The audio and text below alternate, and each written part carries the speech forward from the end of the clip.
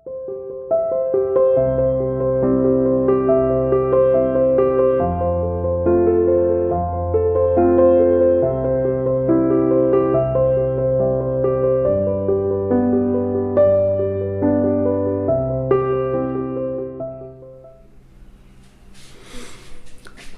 बच्चों, तो पिछले वीडियो में हमने अपनी पोएम पूरी की ऑन जेनिफर्स टाइगर्स।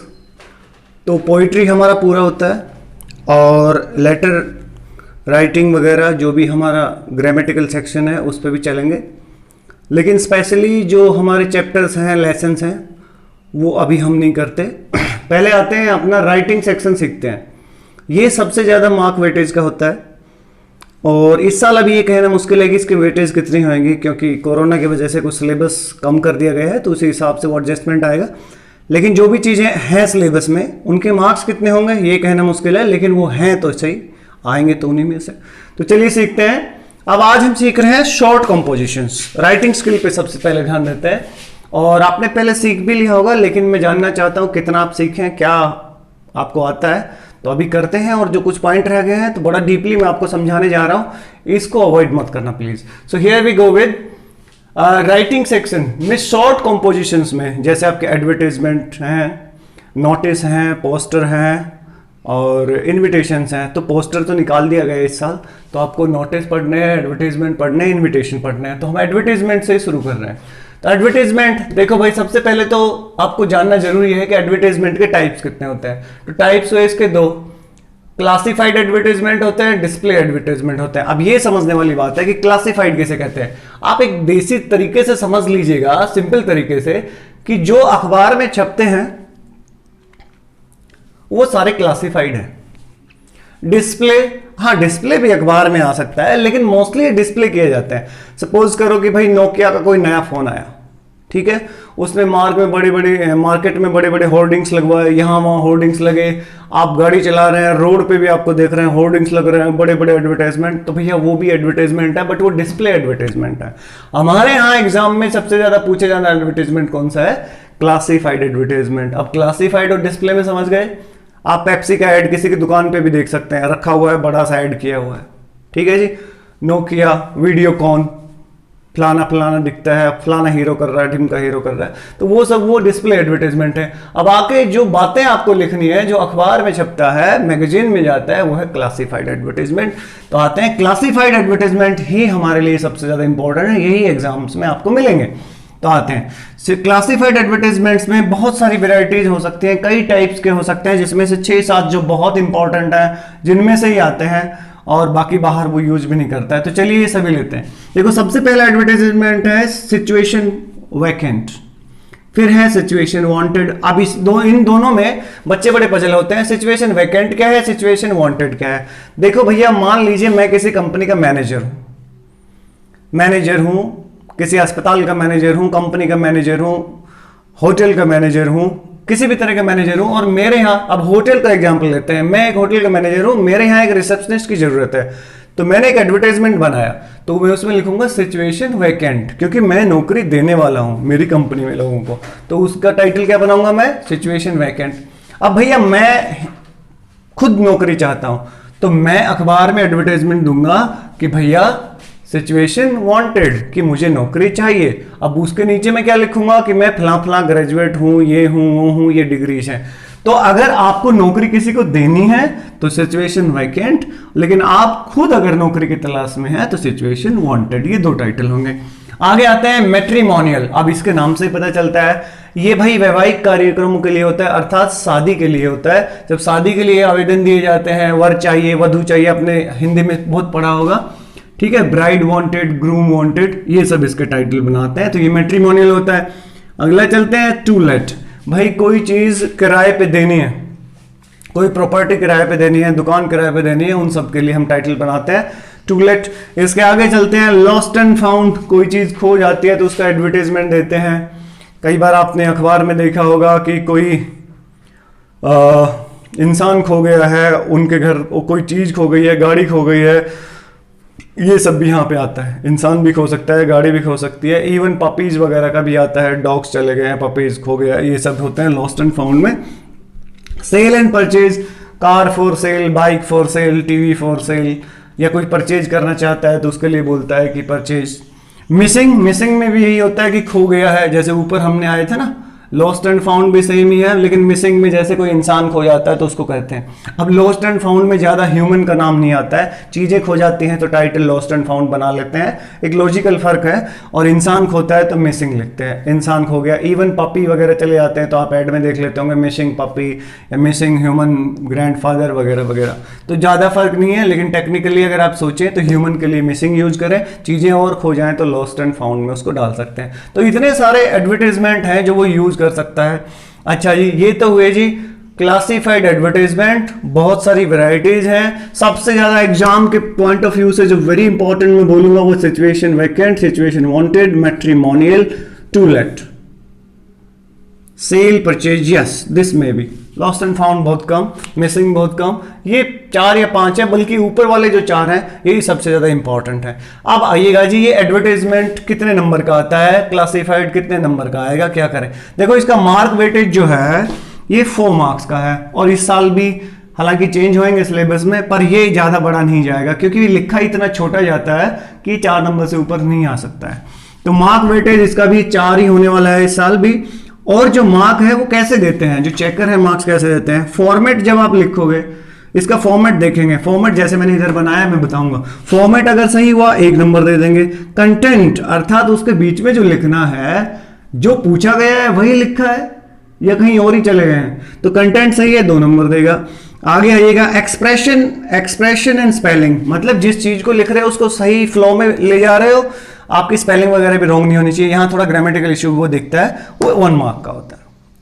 तो टोटल ये 4 मार्क्स हैं आपके लिए, एडवर्टीजमेंट में मिलते हैं। इतने टाइप के क्लासिफाइड हो सकते हैं। और ये रहता है पॉइंट्स टू रिमेंबर कि भैया जब एक एडवर्टीजमेंट लिखें तो क्या क्या ध्यान रखें। सबसे पहली चीज, लेस देन 50 वर्ड्स, 50 या लेस देन 50, इससे ज्यादा वर्ड से ज्यादा ये नहीं जाना चाहिए। दूसरी बड़ी बात, don't use full sentences, use phrases. अब ये बच्चों आप समझेंगे कि नहीं समझोगे, इसको मैं कोशिश करता हूं समझाने की। Don't use full sentences, use phrases. अब इसके लिए एक एग्जांपल लेते हैं। देखो जैसे हम ये लिखना चाहते हैं कि भाई कोई गाड़ी है, कार फॉर सेल, चलो फॉर सेल का एडवर्टाइजमेंट था, कार बेच रहे हैं, तो हर लाइन में पूरी पूरी सेंटेंस नहीं बनाना है। जैसे आप क्या बनाओगे, ऐसे जो फॉर्मल लिखते हैं ना, a Honda City is ready for sale. Suppose a Honda City is ready for sale, मैं इधर लिखता हूं, शायद दिख नहीं रहा होगा। ए होंडा सिटी, यहां से शुरू करते हैं, Honda City is ready for sale, ठीक है। It has a stereo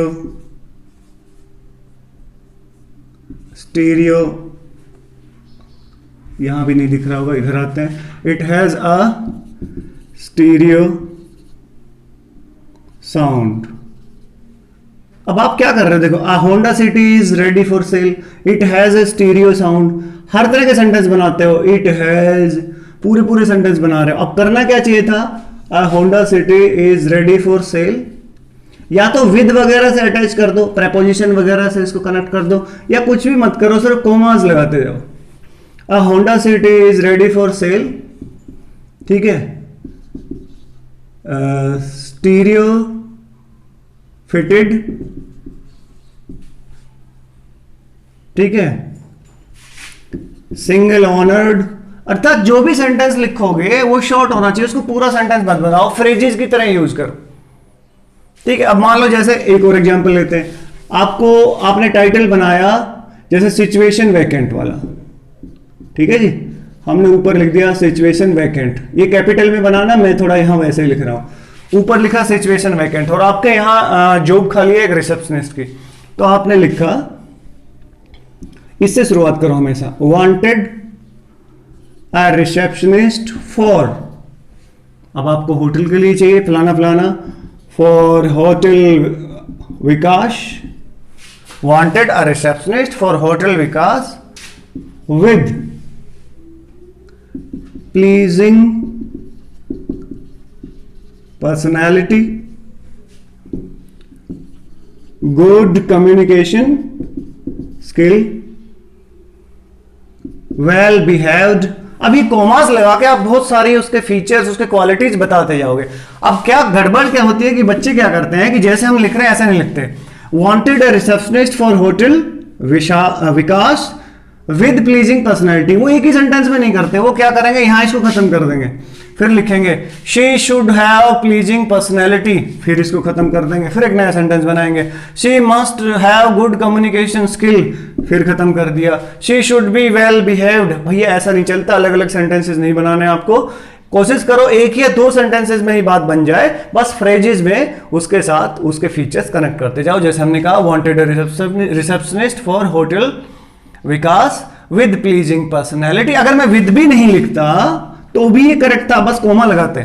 wanted a receptionist for hotel Vikas, pleasing personality, good communication skill, well behaved, well qualified, must आगे लिख सकते हो, मस्ट हैव कंप्यूटर स्किल्स वगैरह वगैरह वगैरह, ये सब। तो छोटे से छोटा लिखना है। फिर से बोलता हूं 50 शब्द से कम हो या 50 हो, और फुल सेंटेंसेस यूज ना करें, फ्रेजेस यूज करें, छोटे से छोटा कंसाइज लिखने की कोशिश करें।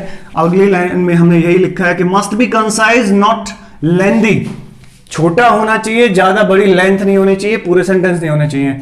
Don't use colloquial language. ये कोलैक्वल लैंग्वेज क्या होती है भैया, बातचीत वाली भाषा इस्तेमाल नहीं करना।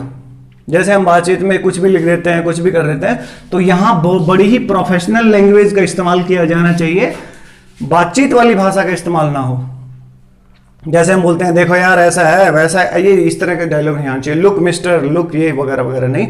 Only professional language should be there, ठीक है। एंड मोस्ट इंपॉर्टेंटली, जब आपका पूरा एडवर्टीजमेंट बन जाए तो उसे एक बॉक्स में कवर कर दें, जैसा कि मैंने यहां फॉर्मेट में दिखाया है।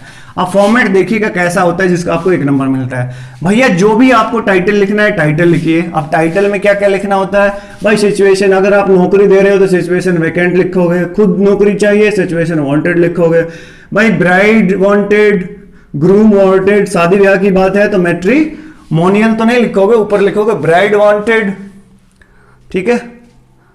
अगर दुल्हन चाहिए ग्रूम वांटेड, अगर दूल्हा चाहिए तो ये सब लिखोगे। और अंदर फिर बॉडी, इस बॉडी को फिर से बता देते हैं 50 वर्ड से ज्यादा मत ले जाइएगा भैया। और नीचे फिर अपना एड्रेस, अपना कॉन्टैक्ट नंबर ये देना उसमें जरूरी होता है। काइंडली कॉन्टैक्ट या you may contact this and this number और visit this and this address. तो देखो हमने क्या सीखा कि एडवर्टाइजमेंट में क्लासिफाइड एडवर्टाइजमेंट हमारे सिलेबस में आने वाले हैं। ये 5 से 6 से 7 स्टाइल्स हैं जो आपको मिलेंगे। मोस्टली ये 4 मिलेंगे जो मैंने टिक किए, 4 से 5। और भैया 4 नंबर का आता है। ये सब चीजें इस तरह से उसका मार्क वेटेज है। पॉइंट्स ये ध्यान रखो, 50 शब्दों से ज्यादा ना लिखो, बॉक्स में वो जरूर होना चाहिए, बोलचाल की भाषा का इस्तेमाल नहीं होना चाहिए, पूरे पूरे सेंटेंस ना हो, छोटे सेंटेंस, कंसाइज सेंटेंस, मतलब एक ही सेंटेंस में 10-12 बातें कहो। क्या होता था जब हम छोटे होते थे तो मतलब 5th और 6th में होते थे तो हम बड़े बड़े छोटे छोटे सेंटेंसेस बनाते थे। माई नेम इज फलाना ढिमका, आई एम इतने ईयर्स ओल्ड, आई एम ये, तो हर जगह हम अपने आप को पूरे पूरे सेंटेंसेस में यूज करते थे। लेकिन अभी ऐसा नहीं चलेगा, यू आर इन 10+2, तो आप सिंपल सेंटेंसेस के बजाय कंपाउंड और कॉम्प्लेक्स सेंटेंसेस का इस्तेमाल करिएगा, बेहतर होगा आपके लिए। और भैया कोलैक्वल लैंग्वेज यूज ना हो, 50 वर्ड्स में होता है। ये सब टाइटल वगैरह ऐसे लिखने हैं, ये सब मैंने बताया। अच्छा अभी हम सबसे पहले वाला लेते हैं सिचुएशन वैकेंट, करके देखते हैं कि कैसे लिखना है। एक एग्जाम्पल हम लेते हैं, ठीक है। तो चलिए उस एग्जाम्पल पे काम करते हैं। पहले आशा करता हूं कि ये सब आपको समझ में आ गया होगा। Thank you so much.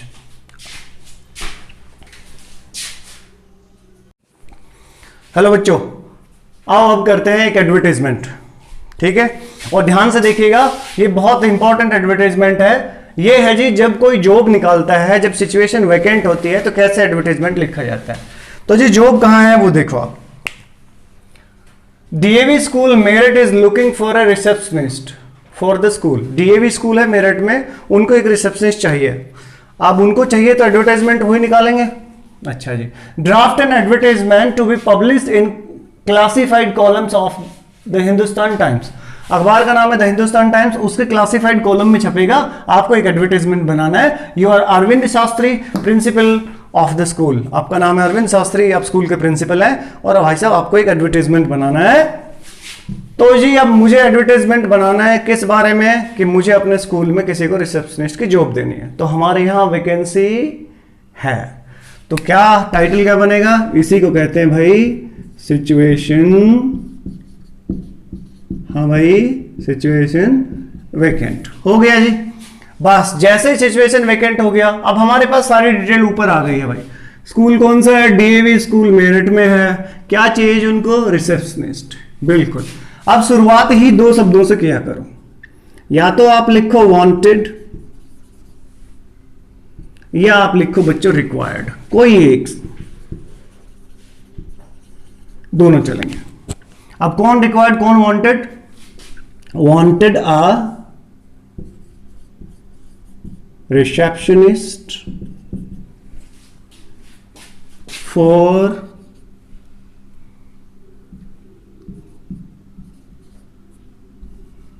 ये छोड़ो, सिंपल लिखते हैं, फॉर आ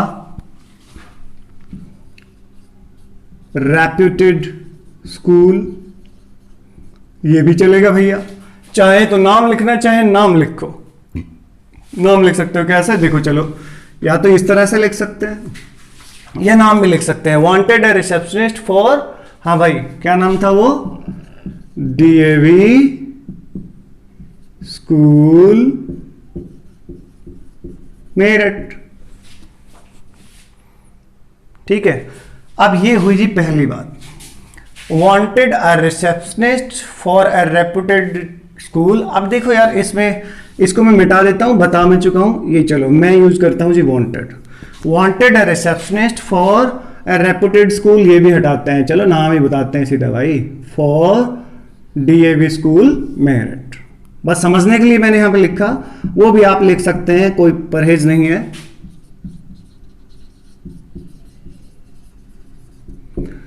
चलो जी, ये चाहिए जी। अब भैया इसकी कुछ क्वालिटी तो आप मांगोगे, वैसे ही किसी को नौकरी थोड़ी ना दे दोगे, तो देखो अब अगली लाइनों में, एक ही लाइन में कोशिश करना, बहुत सारी बातें लिख दो, must be,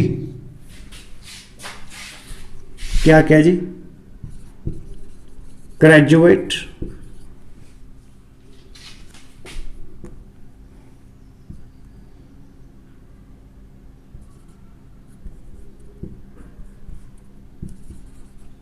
good knowledge of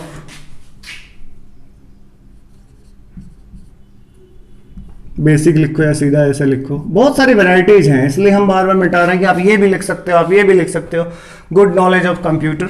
और एक रिसेप्शनिस्ट से आप क्या चाहेंगे, मस्ट हैव कैसी पर्सनैलिटी, प्लीजिंग पर्सनैलिटी, फिर कोमा लगा दिया,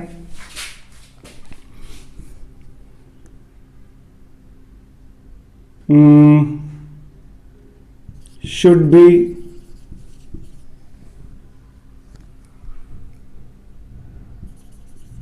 well behaved, एंड वगैरह जोड़ सकते हो, लेकिन उस तरह अलग अलग सेंटेंस मत बनाओ, ऐसे कॉमास लगा के बनाओ, should be well behaved and, अब क्या मांग लिया आपने, फ्लुएंट इन, आप चाहते हो भाई इंग्लिश भी आनी चाहिए, इंग्लिश कम्युनिकेशन। और क्या चाहिए जी, देखो आपने बोला जी ग्रेजुएट होनी चाहिए जी, कंप्यूटर का नॉलेज होना चाहिए जी, पर्सनैलिटी अच्छी होनी चाहिए जी, और आपने मांग लिया कि वेल बिहेव्ड हो जी, तमीज से बात करे, मतलब बिहेवियर अच्छा होना चाहिए, and fluent in English communication. अब आप ये चाहते हैं कि ऐसे ही कोई सीधा ही ना आ जाए, थोड़ा एक्सपीरियंस भी होना चाहिए, फिर आपने लिखा, सीधा ही लिखते हैं हम, चलो इसको भी हमने खत्म नहीं किया, ये कोमा लगा दिया, एटलीस्ट कितने ईयर्स, 5, ऐसे 5 मत लिखेगा, इस तरह का लिखेगा, 5 ईयर्स एक्सपीरियंस, कहां से, from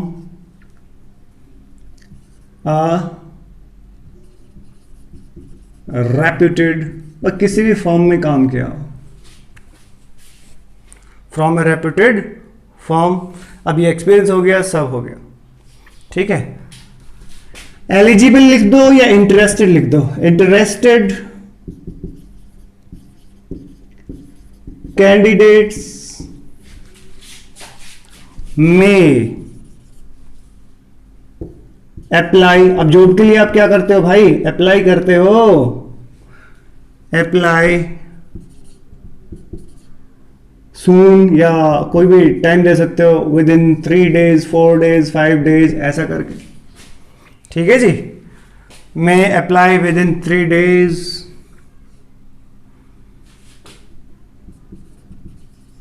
kindly contact this and this number, जैसे 9864 फ्ला फ्ला फ्ला फ्ला, लाइक दिस, और विजिट, अपना कोई वेबसाइट आईडी वगैरह दे सकते हो, और विजिट आपके स्कूल का जैसा नाम होता है या जो जिस तरह की चीज़ें होती हैं वैसे ही कुछ लिखा करो। अब जैसे डीएवी है, और विजिट एट डीएवी स्कूल